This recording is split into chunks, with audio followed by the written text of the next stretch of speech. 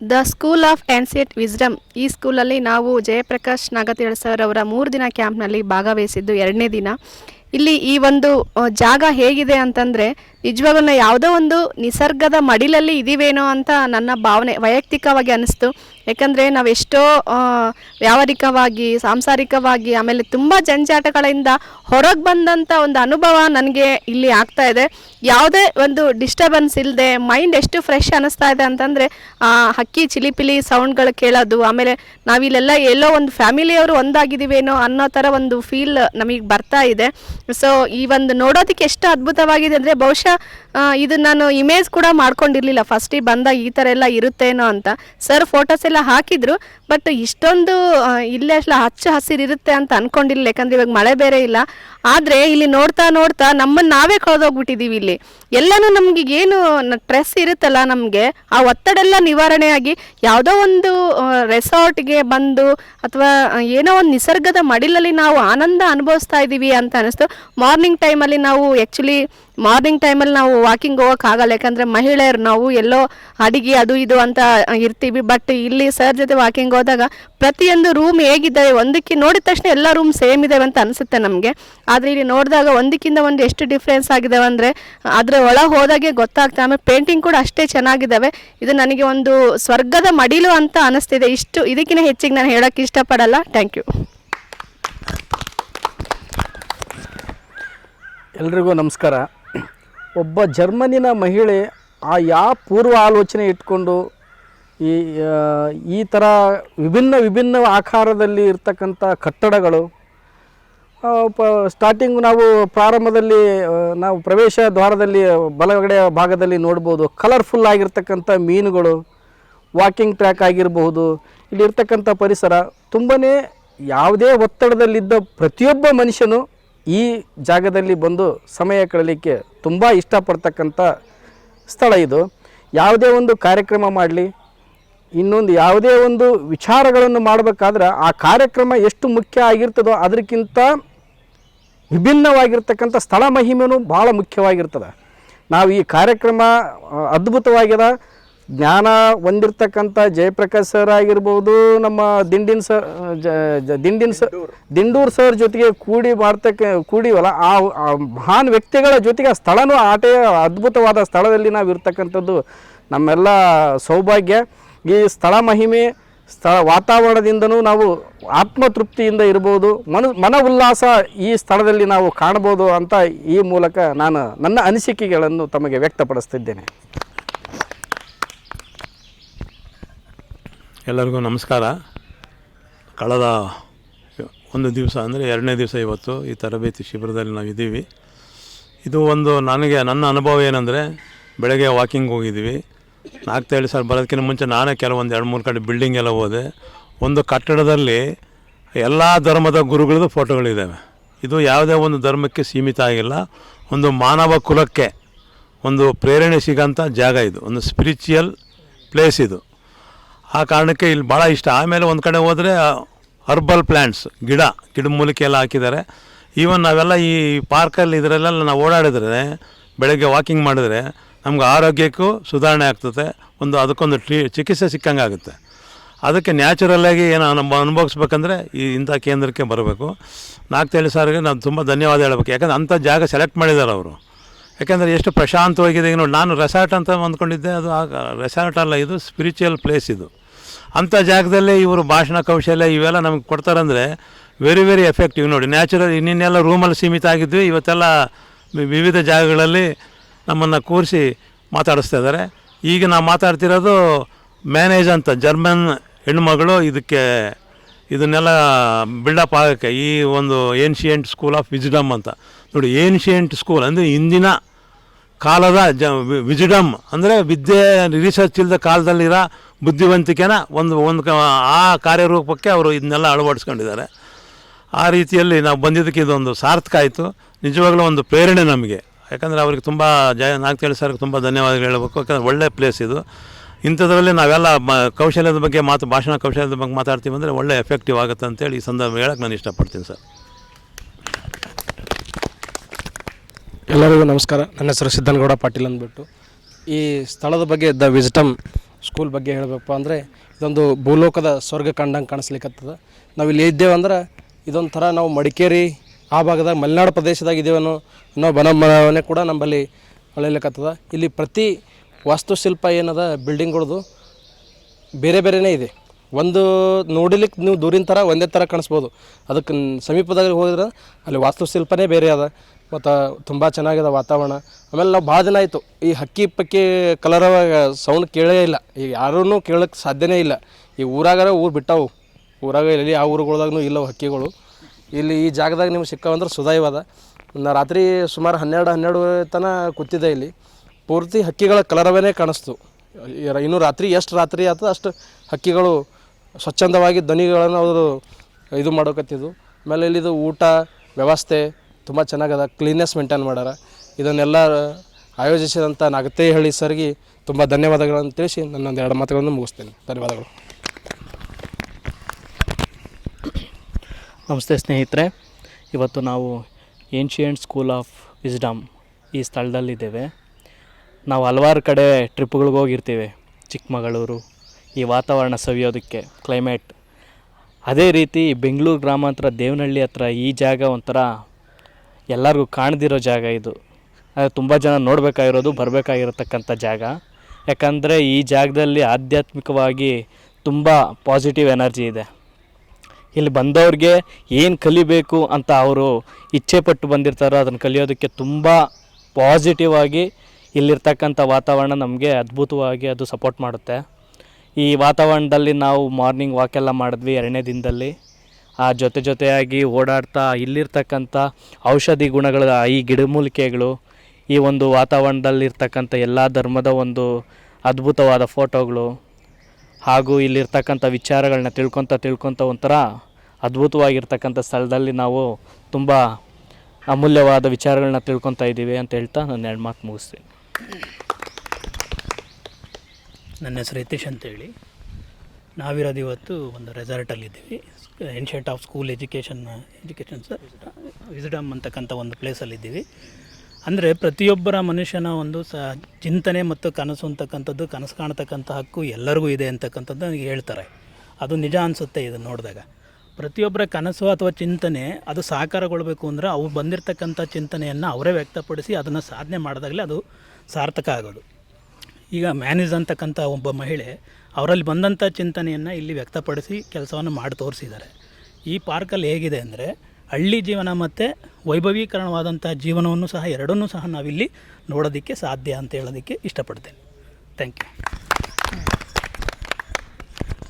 ಆತ್ಮೀಯರೇ ನಮಸ್ಕಾರ. ಜಯಪ್ರಕಾಶ್ ನಾಗತಿಹಳ್ಳಿ ಆನ್ಲೈನಿಗೆ ನಾನು ಸೇರ್ಕೊಂಡಾಗ ಮತ್ತು ಆಫ್ಲೈನ್ ಒನ್ ಡೇ ಮಾಡೋದಕ್ಕೆ ಹೋದಾಗ ಅವರು ಮಧ್ಯದಲ್ಲಿ ಕ್ಲಾಸ್ ಮಧ್ಯದಲ್ಲಿ ಹೇಳ್ತಿರ್ತಿದ್ರು, 3 ದಿನ ನಾವು ಕ್ಯಾಂಪ್ ಮಾಡಿದ್ದೇವೋ last year, before last year, ಭಾಳ ಸುಂದರವಾದ ಜಾಗ ಅಂತ ಹೇಳ್ತಿದ್ರು. ಆಗಿನಿಂದ ನಾನು ನಿರೀಕ್ಷೆ ಮಾಡ್ತಾಯಿದ್ದೆ, ಯಾವಾಗ ಮಾಡ್ತೀರಾ ಕ್ಯಾಂಪನ್ನು, ನಾವು ಹೋಗ್ಬೇಕಂತ. ಅದು ಈ ದಿನ ಕೂಡ ಬಂತು, ನಾವು ಈಗ ಬಂದಿದ್ದೇವೆ. ಇಲ್ಲಿ ಈ ಸಂಸ್ಥಾಪನೆ ಮಾಡಿರುವಂಥ ಸಂಸ್ಥಾಪಕರು ಮ್ಯಾನ್ಜೈನ್ ಅಂತ ಜರ್ಮನಿ ಮಹಿಳೆ ಅಂತ ನಾನು ಕೇಳ್ಪಟ್ಟೆ. ನಮ್ಮ ದೇಶಕ್ಕೆ ಬಂದವರೆಲ್ಲ ಪಾಶ್ಚಾತ್ಯರು ಎಲ್ಲ ಲೂಟ್ ಮಾಡಿ ನಮ್ದು ಏನೆಲ್ಲ ಸಿಕ್ಕುತ್ತೆ ತೊಗೊಂಡೋಗೋಕೆ ಏನು ಸಾಧ್ಯ ಇದೆ ಎಲ್ಲವನ್ನೂ ತೊಗೊಂಡು ಹೊರಟೋಗ್ಬಿಟ್ಟಿದ್ದಾರೆ. ಈ ಜರ್ಮನಿಯಿಂದ ಬಂದ ಮಹಿಳೆ ನಮ್ಮೆಲ್ಲರನ್ನ ಅವರ ಪರಿವಾರದವರಂತೆ, ಮಕ್ಕಳಂತೆ, ಮುಂದಿನ ಪೀಳಿಗೆ ಎಷ್ಟೇ ಪೀಳಿಗೆ ಬಂದ್ರೂ ಅವರ ನೆನಪನ್ನು ಇಟ್ಕೋಬೇಕು. ಆ ಜರ್ಮನಿ ಹೊರಗಡೆಯಿಂದ ಬಂದಂಥವರು ಬೇರೆಯವರಲ್ಲ, ನಮ್ಮನ್ನು ಆಳೋದಕ್ಕೆ ಬಂದವರಲ್ಲ, ಹಾಳು ಮಾಡೋಕ್ಕೆ ಬಂದವರಲ್ಲ. ನಮಗೊಂದು ಒಳ್ಳೆಯ ಪರಿಸರವನ್ನು ನಿರ್ಮಾಣ ಮಾಡೋದಕ್ಕೆ ನಮ್ಮ ಬಗ್ಗೆ ಕಾಳಜಿ ಇರುವಂಥ ವ್ಯಕ್ತಿಗಳು ಬರ್ಬೋದು ಅನ್ನೋದಕ್ಕೆ ಬೇರೆ ಅನ್ಯ ಭಾಷಿಗರಿಗೋ ಅಥವಾ ಹೊರ ರಾಷ್ಟ್ರದವ್ರಿಗೋ ಇದೊಂದು ಮಾದರಿ. ಇದು ನಾನು ನೋಡಿದಾಗ ರಾತ್ರಿ ಕೂಡ ನಾನು 12 ಗಂಟೆ ತನಕ ನಮಗೆ ಅಲ್ಲಿ ಪರಿಸರನೇ ಬೇರೆ, ಇಲ್ಲಿರುವಂಥ ಗಿಡ ಮರಗಳಾಗ್ಬೋದು, ಪಕ್ಷಿ ಪ್ರಾಣಿಗಳಾಗ್ಬೋದು, ವಾತಾವರಣ ಪರಿಸರ ಭಾಳ ಸುಂದರವಾಗಿದೆ. ಇದು ಒಂದು ಕಲಿಯೋದಕ್ಕೆ ಇರೋವಂಥದ್ದು ಮತ್ತು ಇದನ್ನು ಆದರ್ಶವಾಗಿ ನಾವು ಬಳಸ್ಕೊಳ್ಳೋದಕ್ಕೆ ಉದಾಹರಿಸುವಂಥ ಜಾಗ ಇದು ಅಂತ ನನಗೆ ಈ ಜಾಗದ ಬಗ್ಗೆ ಹೇಳೋದಕ್ಕೆ ಇಷ್ಟಪಟ್ಟಾಗ ಇದನ್ನು ವ್ಯಕ್ತಪಡಿಸ್ಬೇಕು ಅಂತು. ಎಲ್ರಿಗೂ ನಮಸ್ಕಾರ. ಎಲ್ಲರಿಗೂ ನಮಸ್ಕಾರ. ಏನ್ಷಿಯಂಟ್ ಸ್ಕೂಲ್ ಆಫ್ ವಿಸ್ಡಮ್ ಈ ಸ್ಥಳದಲ್ಲಿದ್ದೇವೆ. ಇದನ್ನು ನಿರ್ಮಾಣ ಮಾಡಿದಂಥವರು ಮ್ಯಾನೇಜ್ ಜರ್ಮನ್ ಮಹಿಳೆ ಅಂತ. ಇಲ್ಲಿ ಈ ಒಂದು ಸ್ಥಳವನ್ನು ನೋಡಿದಂಥ ಸಂದರ್ಭದಲ್ಲಿ ಪಾಶ್ಚಾತ್ಯ ವಾಸ್ತುಶಿಲ್ಪದ ಕಲಾಕೃತಿಗಳು ಅಥವಾ ಶಿಲ್ಪವನ್ನು ಇಲ್ಲಿ ನಿರ್ಮಾಣ ಮಾಡಿದ್ದಾರೆ. ಅದು ಭಾರತೀಯ ಕಲೆಯ ಎರಡು ಸಮ್ಮೇಳನದಲ್ಲಿ ನಿರ್ಮಾಣ ಮಾಡಿದ್ದಾರೆ. ಇಲ್ಲಿ ಬಂದಂಥ ಸಂದರ್ಭದಲ್ಲಿ ಇಲ್ಲಿ ಆಧ್ಯಾತ್ಮಿಕ ಅನುಭವ ಆಗುತ್ತೆ. ಮೊದಲನೇದಾಗಿ ಯಾರಾದರೂ ನೋಡಿದ ತಕ್ಷಣ ಇದು ಆಧ್ಯಾತ್ಮಿಕ ಅನುಭವ, ಮತ್ತು ಇಲ್ಲಿರುವಂಥ ವಾತಾವರಣ ಬಹಳ ಚೆನ್ನಾಗಿದೆ. ಹೇಗೆ ಅಂತಂದರೆ ಇಲ್ಲಿರುವಂತಹ ಒಂದು ಔಷಧಿಯುಕ್ತ ಸಸಿಗಳು ಅಲ್ಲ, ಇಲ್ಲಿ ಓಡಾಡ್ತಾ ಇದ್ದರೆ ಸಾಕು ಆರೋಗ್ಯ ಅಂತಕ್ಕಂಥದ್ದು ತಾನಾಗಿ ಸಮೃದ್ಧಿ ಹೊಂದುತ್ತೆ ಅಂತಕ್ಕಂಥದ್ದು. ಮತ್ತು ಇಲ್ಲಿ ಇರುವಂತಹ ವಾತಾವರಣ ಬಹಳ ಸೈಲೆಂಟ್ ಆಗಿದ್ದು, ಬಹಳ ನಿಶಬ್ದ ವಾತಾವರಣವಿದ್ದು, ಅಲ್ಲಿ ಅಕ್ಕಿ ಚಿಲಿಪಿಲಿ ಗಾಣ ಹಾಗೂ ಇಲ್ಲಿರುವ ಎಲ್ಲ ರೀತಿಯ ಗಿಡ ಮರಗಳು ಎಲ್ಲೋ ಒಂದು ಕಡೆ ಮನುಷ್ಯನನ್ನು ಸಹಜತೆಗೆ ಕರ್ಕೊಂಡು ಹೋಗ್ತವೆ ಅಂತ ಹೇಳ್ತಾ, ಹಾಗೆ ಇಲ್ಲಿ ಯಾವುದೇ ಒಂದು ವಿಷಯವನ್ನು ಕಲಿಯೋಕ್ಕೆ ಬಹಳ ಸೂಕ್ತವಾದ ಸ್ಥಳ ಅಂತ ಹೇಳ್ತಾ, ಈ ಕೊನೆಯದಾಗಿ ಹೇಳಬೇಕಾದ್ರೆ ಈ ಪಾಶ್ಚಾತ್ಯ ಸಂಸ್ಕೃತಿ ಮತ್ತು ಪಾಶ್ಚಾತ್ಯ ವಾಸ್ತುಶಿಲ್ಪ ಮತ್ತು ಭಾರತೀಯ ವಾಸ್ತುಶಿಲ್ಪ ಎರಡನ್ನು ಮಿಕ್ಸ್ ಮಾಡಿ ಅಥವಾ ಸಮ್ಮಿಲನ ಮಾಡಿ ಒಂದು ಪುಟ್ಟ ಸ್ವರ್ಗವನ್ನು ಇಲ್ಲಿ ಜರ್ಮನಿ ಮಹಿಳೆ ನಿರ್ಮಾಣ ಮಾಡಿದ್ದಾರೆ ಅಂತ ಹೇಳ್ತಾ ಈ ವಿಷಯವನ್ನು ಕುರಿತು ಮತ್ತೊಬ್ಬ ಶಿಬಿರಾರ್ಥಿ ಮಾತಾಡ್ತಾರೆ. ವರ್ಗಾಯಿಸ್ತೀನಿ. Thank you. ಆತ್ಮೀಯರೇ ನಮಸ್ಕಾರ. ನನ್ನ ಹೆಸರು ಕಟೇರ್ ಸ್ವಾಮಿ, 76 ವೆಂಕಟಾಪುರ. ಇವತ್ತಿನ 3 ಡೇಸ್ ಕ್ಯಾಂಪಲ್ಲಿ ನಾವು 2ನೇ ದಿನಕ್ಕೆ ಕಾಲಿಟ್ಟಿದ್ದೇವೆ. ಇವತ್ತಿನ ಒಂದು ವಿಷಯ ಬಂದುಬಿಟ್ಟು ದಿ ಆನ್ಸಿಯಂಟ್ ವಿಸ್ಡಮ್ ಬಗ್ಗೆ ನಾವು ಈ ಸ್ಥಳದ ಬಗ್ಗೆ ನಾವು ಮಾತಾಡ್ತಾ ಇದ್ವಿ. ಜರ್ಮನಿ ಮೂಲತಃ ಮಹಿಳೆ ಆದಂಥ ಮ್ಯಾನಿಜಮ್ ಅವರು, ಅವ್ರಿಗೇನೋ ಬಹುಶಃ ಗೊತ್ತಿತ್ತೇನೋ ಗೊತ್ತಿಲ್ಲ, ಬೆಂಗಳೂರಲ್ಲಿ ಇಂಥದ್ದೊಂದು ಸ್ಥಳ ನಾವು ನಿರ್ಮಾಣ ಮಾಡಬೇಕಂತಂದರೆ ತುಂಬ ದೂರದಲ್ಲಿ ಮಾಡಿದ್ದಾರೆ. ಯಾಕಂದರೆ ಹತ್ತಿರದಲ್ಲಿ ಮಾಡಿದರೆ ಇವತ್ತು ರಾಜಕಾರಣಿಗಳು ಅದನ್ನೆಲ್ಲ ತಮ್ಮ ಸರ್ಕಾರಕ್ಕೆ ಉಪಯೋಗಿಸ್ಬೇಕಂತೇಳಿ ಡೆಮೊಲಿಷ್ ಮಾಡೋದಾಗಲಿ ಆ ಥರ ಎಲ್ಲ ಮಾಡ್ತಾಯಿದ್ರು. ಬಟ್ ಅವರು, ಯಾಕಂದರೆ ನಾವು ಯಾವುದೇ ಒಂದು ಕಲಿಬೇಕು, ಅದೊಂದು ಆಧ್ಯಾತ್ಮಿಕ ಕೇಂದ್ರ ಆಗಬೇಕು, ಅದೊಂದು ಧ್ಯಾನದ ಕೇಂದ್ರ ಆಗಬೇಕು ಅಂತ, ತರಬೇತಿ ಕೇಂದ್ರ ಆಗಬೇಕಂತಂದರೆ ಅದು ತುಂಬ ದೂರ ಇರಬೇಕು ಅಂತ ಅವ್ರಿಗೆ ಬಹುಶಃ ಅನಿಸುತ್ತೇನೋ. ನಾವು ಇವತ್ತೆಲ್ಲ ತುಂಬ ಪುಣ್ಯ ಮಾಡಿದ್ವಿ. ಯಾಕಂದರೆ ನಮ್ಮ ಜಯಪ್ರಕಾಶ್ ನಗ್ತಿಹಳ್ಳಿ ಸರ್ ಅವರು ವರ್ಷಕ್ಕೊಂದು ಈ ಥರ ಕಾರ್ಯಕ್ರಮಗಳು ಮಾಡ್ತಾಯಿದ್ದಾರೆ. ನಾನು ಇವತ್ತಿನ ನಾವು ಅವರ ಮ್ಯಾನಿಜಮ್ ಅವರ ಸ್ಮಾರಕದ ಮೇಲೆ ಅವ್ರ ಮಡಿಲಲ್ಲಿ ಕೂತ್ಕೊಂಡ ಹಾಗೆ ನನಗೆ ಕಲ್ಪನೆ ಆಯಿತು. ಯಾಕಂದರೆ ಅವರು ನಮ್ಮ ಜಯಪ್ರಕಾಶ್ ಸಾರಿಗೆ ವರ್ಷದಲ್ಲಿ ಒಂದು ಏನು ಇಂಥ ಕಾರ್ಯಕ್ರಮಗಳು ಕೊಡ್ತಾ ಇದ್ದಾರಲ್ಲ, ಇನ್ನು ವರ್ಷದಲ್ಲಿ 2 ರಿಂದ 3 ಕಾರ್ಯಕ್ರಮ ಕೊಡುವಂಥ ಆಶೀರ್ವಾದಿಸಲಿ ಅಂತ ನಾನು ಈ ಸಂದರ್ಭದಾಗ ಹೇಳೋಕ್ಕೆ ಇಷ್ಟಪಡ್ತೀನಿ. ಹಾಗೆ ನಾವು ಅವರು ಒಂದು ಏನು ತಮ್ಮ ಶೈಲಿಯಲ್ಲಿ ತಮ್ಮ ರೂಮ್ಗಳಾಗಿರ್ಬೋದು ಕಟ್ಟಿಸಿದ್ದಾರೆ. ಯಾಕಂದರೆ ನಾನು ನಮ್ಮ ರೂಮಲ್ಲಿ ನಾನು ನೋಡಬೇಕಾದ್ರೆ ಕಿಟಕಿಗಳು ನಮಗೆ ಕತ್ಲಾಗಬೇಕಾದಾಗ ಬೆಳಕು ಸಹ ನಮಗೆ ಇಂಪಾರ್ಟೆಂಟ್ ಆಗುತ್ತೆ. ಹಾಗೆ ಗಾಳಿ ಕೂಡ ತುಂಬ ಇಂಪಾರ್ಟೆಂಟ್ ಆಗುತ್ತೆ. ಹಾಗಾಗಿ ಕಂಫರ್ಟೇಬಲ್ ಆಗಿ ತುಂಬ ಚೆನ್ನಾಗಿ ಅಚ್ಚುಕಟ್ಟಾಗಿ ಕಟ್ಟಿಸಿದ್ದಾರೆ. ಇವತ್ತು ನಾವು ಬೆಂಗಳೂರಲ್ಲಿ ನಾವು ನೋಡೋದಾದರೆ ಒಂದೇ ರೂಮಲ್ಲಿ ಅಡುಗೆ ಮನೆ, ಬಾತ್ರೂಮು, ಬೆಡ್ರೂಮು ಆ ಥರ ಎಲ್ಲ ವ್ಯವಸ್ಥೆ ನೋಡ್ಬೋದು. ಬಟ್ ಇಲ್ಲಿನ ಸ್ಥಳದಲ್ಲಿ ನಾವು ನೋಡೋದಾದರೆ ತುಂಬ ಕಂಫರ್ಟೇಬಲ್ ಆಗಿ ನಾವೊಂದು ಏನಾದರೂ ಕಲಿಬೇಕಂತಂದರೆ ಅದು ದೂರದಲ್ಲಿ ಇರಬೇಕು. ಹಾಗಾಗಿ ಹತ್ತಿರದಲ್ಲಿದ್ದರೆ ಅದು ನಮಗೆ ಅದ್ರ ಬಗ್ಗೆ ಗಮನ ಇರೋದಿಲ್ಲ ಅಂತ ನಾನು ಹೇಳ್ತಾ ನನ್ನ ಈ ಮಾತಾಡೋಕ್ಕೆ ಅವಕಾಶ ಮಾಡಿಕೊಟ್ಟ ತಮ್ಮೆಲ್ಲರಿಗೂ ಧನ್ಯವಾದ ಹೇಳೋಕ್ಕೆ ಇಷ್ಟಪಡ್ತೀನಿ. Thank you. ಆತ್ಮೀಯರೇ ನಮಸ್ಕಾರ. ನಾನು ಛಾಯಾಪತಿ. ನಮ್ಮ ಗುರುಗಳಾದ ಜಯಪ್ರಕಾಶ್ ಸರ್ ಹಾಗೂ ಡಾಕ್ಟರ್ ಬಸವರಾಜ್ ದಿಂಡೂರ್ ಅವರಿಗೆ ನಮನಗಳನ್ನು ಸಲ್ಲಿಸ್ತಾ ಈ ಜಾಗಕ್ಕೆ ಬರೋಕ್ಕೆ ಅವಕಾಶ ಮಾಡಿಕೊಟ್ಟಿದ್ದಾರೆ. ಖಂಡಿತವಾಗ್ಲೂ ಇದು ಜಾಗ ಗೊತ್ತಿರಲಿಲ್ಲ, ಇದು ಮಹಿಮೆ ಗೊತ್ತಿರಲಿಲ್ಲ. ಮ್ಯಾನೇಜರ್ ಅವರ ಪುಣ್ಯಭೂಮಿ ಮಧ್ಯೆ ಕೂತು ನಾವು ಇದನ್ನು ಮಾಡ್ತಾಯಿದ್ವಿ. ನಮಗೊಂಥರ ವೈಬ್ರೇಷನ್ ಬರ್ತಾ ಇದೆ. ಸೊ ಹಾಗಾಗಿ ನಮ್ಮ ಆತ್ಮೀಯರೆಲ್ಲರೂ ಸ್ನೇಹಿತರೆಲ್ಲರೂ ತುಂಬ ಚೆನ್ನಾಗಿ ಎಕ್ಸ್ಪ್ಲೈನ್ ಮಾಡಿದ್ದಾರೆ ಈ ಒಂದು ವಾತಾವರಣದ ಬಗ್ಗೆ. ಇದೊಂದು ಪ್ರಶಾಂತವಾದ ವಾತಾವರಣ ತುಂಬ ಚೆನ್ನಾಗಿದೆ. ಎಲ್ಲೋ ಈ ಪಶ್ಚಿಮ ಘಟ್ಟ, ಸಕಲೇಶ್ಪುರ, ಧರ್ಮಸ್ಥಳ ಅಥವಾ ಸುಬ್ರಹ್ಮಣ್ಯ ಈ ಕಡೆ ಬಂದಂಗೆ ಆಗ್ತಾ ಇದೆ. ತುಂಬ ಚೆನ್ನಾಗಿ ಇಲ್ಲಿ ಮೂಡಿಬಂದಿದೆ.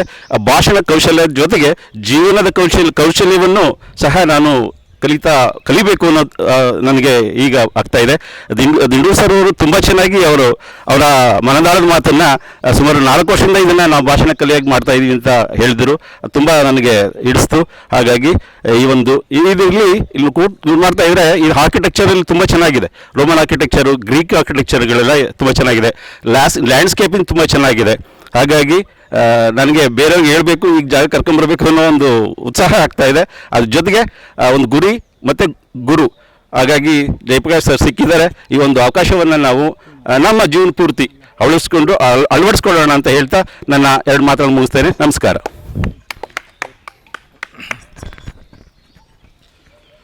ಆತ್ಮೀಯ ಸ್ನೇಹಿತರೆ, ನಮಸ್ಕಾರ. ನಿನ್ನೆಗೂ ಇವತ್ತಿಗೂ ತುಂಬ ವ್ಯತ್ಯಾಸ ಅನ್ನಿಸ್ತಾ ಇದೆ. ಮೊನ್ನೆ ನಾನು ಬಂದಾಗ ತುಂಬ ಒತ್ತಡ ಅನ್ನಿಸ್ತಾ ಇತ್ತು. ಈ ಒಂದು ಪರಿಸರ, ಆಮೇಲೆ ಬೆಳಗ್ಗೆ ನಾವು ವಾಯುವಿಹಾರಕ್ಕೆ ಹೋದಾಗ ಸರ್ ಜೊತೆ ಆ ಕಡೆ ಈ ಕಡೆ ಎಲ್ಲನೂ ಓಡಾಡಿಕೊಂಡು ಒಂದು ಅದ್ರ ಜೊತೆ ಅವರು ಪಾಠನೂ ಕೂಡ ಮಾಡ್ಕೊಂಡು ಹೋದರು, ಯಾವ ಥರ ಹೆಂಗೆ ಏನು ಅಂತ ಅನ್ನೋದನ್ನ ಇದು ಮಾಡ್ತಾ ಹೋದರು. ಇದೊಂದು ಭಾಳ ಅವಶ್ಯಕತೆ ಅನ್ನಿಸ್ತಾ ಇತ್ತು. ಒತ್ತಡ ಕೂಡ ನನಗೆ ನಿವಾರಣೆ ಆಯಿತು ಅಂತ ಅನ್ನಿಸ್ತಾ ಇದೆ. ಮೊನ್ನೆ ನಿದ್ದೆ ಇರಲಿಲ್ಲ, ಏನೂ ಇದಾಗಲಿಲ್ಲ. ಬಟ್ ಇಲ್ಲಿಗೆ ಬಂದಮೇಲೆ ಏನೋ ಒಂಥರ ಪ್ರಶಾಂತವಾದ ವಾತಾವರಣ. ಆಮೇಲೆ ನಾನು ಯೂಟ್ಯೂಬಲ್ಲಿ ಕೂಡ ನೋಡಿದ್ದೆ. ನಾನು ಸರ್ ಯೂಟ್ಯೂಬಲ್ಲಿ ಅಪ್ಲೋಡ್ ಮಾಡಿದರು ಈ ಎನಿಸೆಂಟ್ ಸ್ಕೂಲ್ ಆಫ್ ವಿಸ್ಡಮ್ ಇದ್ರ ಬಗ್ಗೆ. ಅಲ್ಲೆಲ್ಲ ಪಿಕ್ಚರ್ಸ್ ಎಲ್ಲ ನಾನು ನೋಡಿದ್ದೆ. ನನಗೂ ನೋಡಬೇಕು, ಸರ್ ಜೊತೆ ನಾನು ಸ್ಪೆಂಡ್ ಮಾಡಬೇಕು, ಅವ್ರ ಹತ್ರ ನಾವು ಅವ್ರ ಮಾರ್ಗದರ್ಶನ ನಮ್ಗೆ ಅವಶ್ಯಕತೆ ಇದೆ ಅಂತ ನನಗೆ ಅನ್ನಿಸ್ತು. ಇದೊಂದು ನಿಜವಾಗ್ಲೂ ಒಂದು ಭೂಲೋಕದ ಕೈಲಾಸ ಅಂತಲೇ ಅನ್ಬೋದು ಅಂತ ನನ್ನ ಅನಿಸಿಕೆ. ಎಲ್ಲರಿಗೂ ನಮಸ್ಕಾರಗಳು. ನಾನು ರವೀಂದ್ರ ಮಾತಾಡ್ತೋದು ಸರ್. ಸ್ಥಳ ಭಾಳ ಮುಖ್ಯವಾಗಿರ್ತದೆ. ಇಲ್ಲಿ ಬಂದ ನಂತರ ನೋಡಿದಾಗ ಸರ್ ನಮಗೆ ಹೇಳ್ತಾ ಇದ್ದರು ಸರ್, ಸ್ವರ್ಗನ ಐತೆ ಅಂತ ಹೇಳ್ತಾ ಇದ್ರು. ಸ್ವರ್ಗದ ಅಚ್ಚಡಿ ಆಗೈತೆ ಸರ್, ಆ ಥರ ಆಗೈತೆ ಸರ್. ಭಾಳ ಅದ್ಭುತ ಮಾಡಿದ್ದಾರೆ ಸರ್. ನೀವು ಮಾಡೋದು ಪ್ರತಿಯೊಂದೂ ಭಾಳ ಇಂಪಾರ್ಟೆಂಟ್ ಅದಾವ್ರಿ ಸರ್. ಜಾಗ ಆಗಲಿ ಯಾವುದು, ಅಥವಾ ಯಾವುದೋ ಒಂದು ಊಟದಾಗಲಿ, ಒಂದು ರೂಮದಾಗಲಿ, ಪ್ರತಿಯೊಂದು ಸರ ಇದು ಮುಗಿತಾ ಇದೆಲ್ಲ ನಮಗೆ ಭಯ ಆಗ್ತಾಯಿದೆ ಸರ್. ಇನ್ನೊಂದು 8 ದಿವಸ ಇಲ್ಲೇ ಇರ್ಬೋದು ಅಂತೇಳಿ ಆ ಥರ ಅನಿಸ್ತಾ ಇದೆ ಸರ್. ಎಲ್ಲರಿಗೂ ಒಳ್ಳೇದಾಗಿತ್ತು ಸರ್, ಭಾಳ ಮಸ್ತಾಗಿದೆ ಸರ್.